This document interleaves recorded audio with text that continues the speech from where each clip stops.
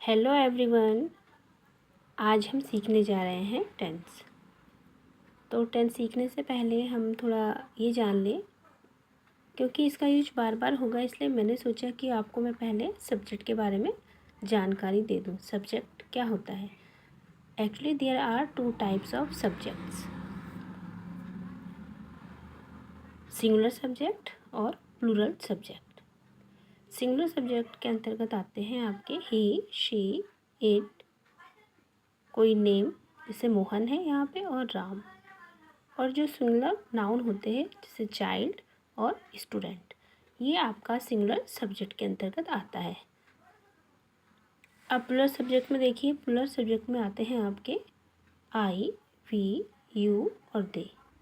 और इसके अलावा जो सिंगुलर नाउन है आपके, उनका प्लूरल, जैसे चाइल्ड है यहाँ पे, चाइल्ड तो सिंगुलर में आता है, सिंगुलर सब्जेक्ट है तो चिल्ड्रन हो जाएगा। और इसी तरीके से स्टूडेंट मतलब एक है तो स्टूडेंट्स। तो हम कह सकते हैं कि सबसे पहले जो सब्जेक्ट होता है वो दो तरह के सब्जेक्ट होते हैं, सिंगुलर सब्जेक्ट और प्लूरल सब्जेक्ट। सिंगुलर सब्जेक्ट में ही, सी, इट और कोई नाम आता है, और प्लूरल सब्जेक्ट में आपके आते हैं आई, वी, यू, दे, और ये प्लूरल नाउन आते हैं। ओके। अब जैसे कि आपको मालूम है, सब्जेक्ट के दो भेद हो गए, यानी कि सिंगुलर सब्जेक्ट और प्लूरल सब्जेक्ट। आशा करती हूँ आपको ये क्लियर हो चुका होगा। अब देखते हैं आपके टेंस। टेंस का मतलब टाइम होता है, या काल होता है, या समय होता है ना। तो there are 3 types of tense. आपको मालूम है कि 3 तरह के टेंस होते हैं, present tense, past tense and future tense. Okay. तो इन तीनों के जो तीनों टेंस है, इनके 4 पार्ट होते हैं। तो इन्हें हम क्या कहते हैं? जैसे कि प्रेजेंट टेंस के each tense has 4 parts. 4 parts कौन कौन से होंगे? जैसे कि आपका प्रेजेंट टेंस है ना, तो प्रेजेंट टेंस के 4 पार्ट्स होंगे। Present indefinite tense, present continuous tense, present perfect tense and present perfect continuous tense. ठीक है। इसी तरीके से आप देखिए, जैसे प्रेजेंट के 4 पार्ट हैं, तो पास्ट के भी 4 पार्ट्स ही होते हैं। वही है, केवल आगे आप पास्ट कर देंगे। Past indefinite tense, past continuous tense, past perfect tense and past perfect continuous tense. अब इसी तरीके से फ्यूचर के भी 4 पार्ट्स होते हैं। Future indefinite tense, future continuous tense, future perfect tense and future perfect continuous tense. इन्हें आप याद कर लीजिएगा। इसके बाद अब हम सबसे पहले देखते हैं प्रेजेंट इंडेफिनिट टेंस को। वो क्या होता है, तो एक बार ध्यान से आप सुनेंगे ना, तो आपको याद हो जाएंगे। तो सबसे पहले प्रेजेंट इंडेफिनिट टेंस है,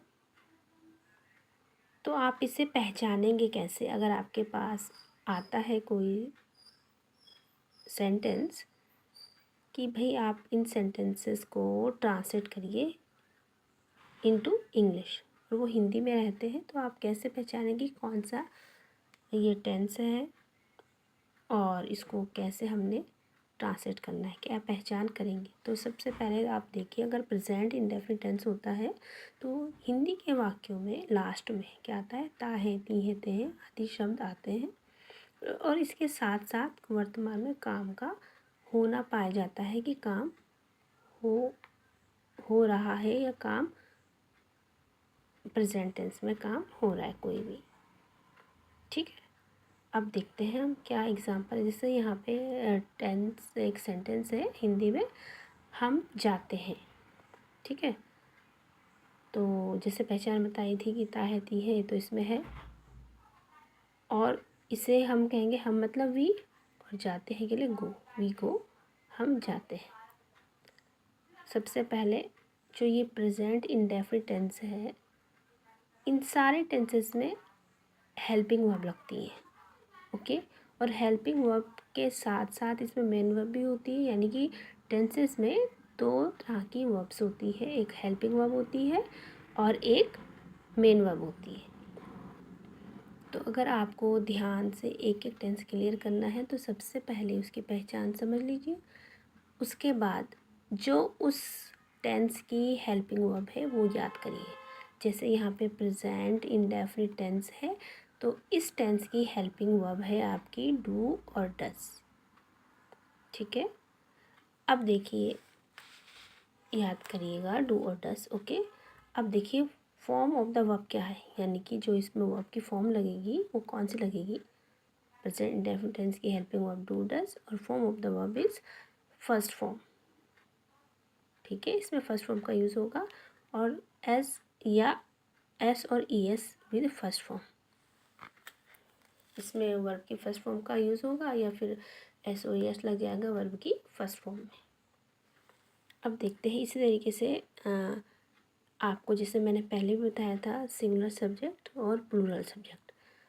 तो जो डू और डज है वो किसके साथ लगेगा, यानी कि जो सिंगुलर सब्जेक्ट होगा ही शी इट, इनके साथ वर्ब की फर्स्ट फॉर्म में एस और एस लगता है। ठीक है, और इन्हीं के साथ यानी कि सिंगुलर सब्जेक्ट के साथ, आप यहीं पे बता देती हूँ आपको, आगे भी मैंने बताया है, पर समझ लीजिए कि अगर सिंगुलर सब्जेक्ट होंगे, और सिंगुलर सब्जेक्ट कौन से होते हैं, ही शी इट, ओके, और नेम, तो इनके साथ लगता है डस, हेल्पिंग ऑफ डस।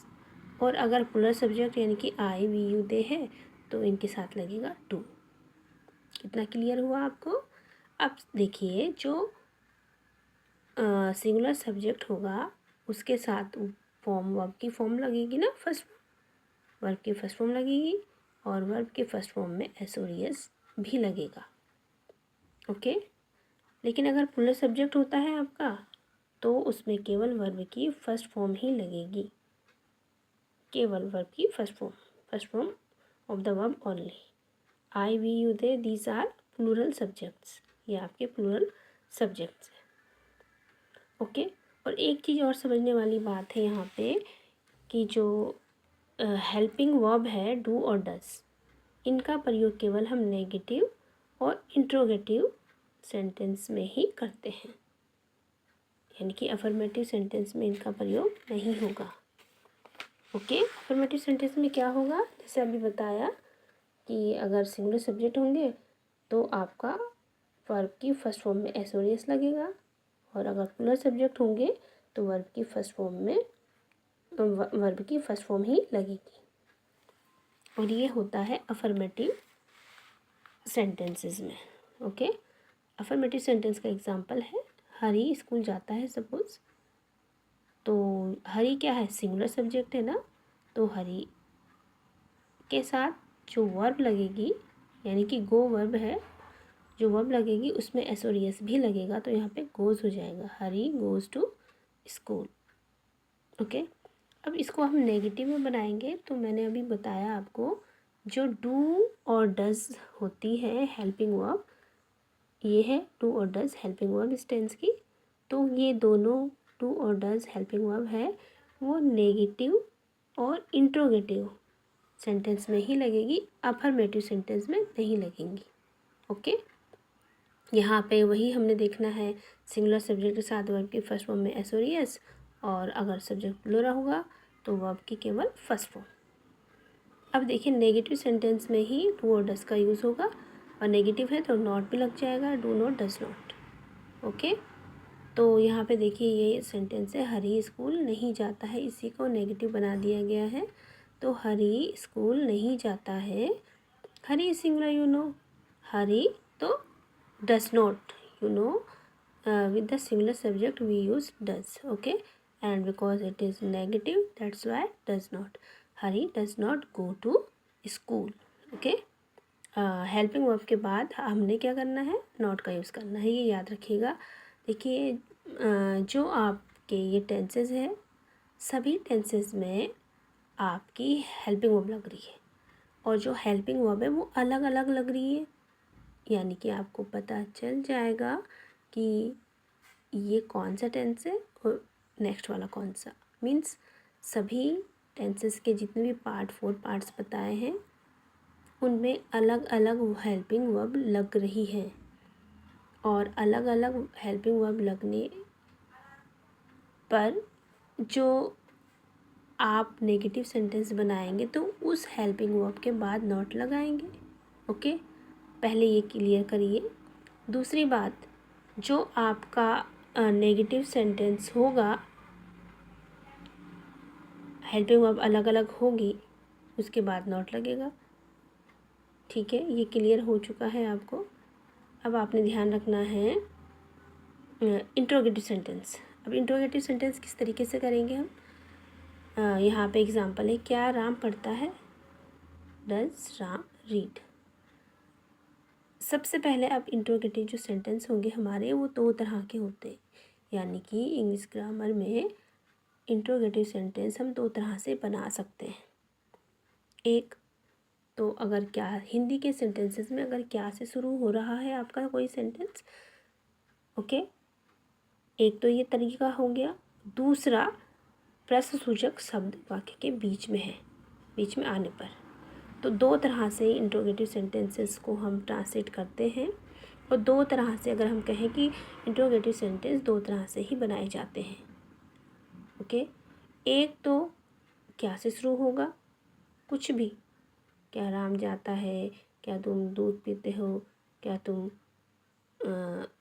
टहलते हो, कुछ भी क्या से शुरू होना चाहिए हिंदी के सेंटेंसेस में।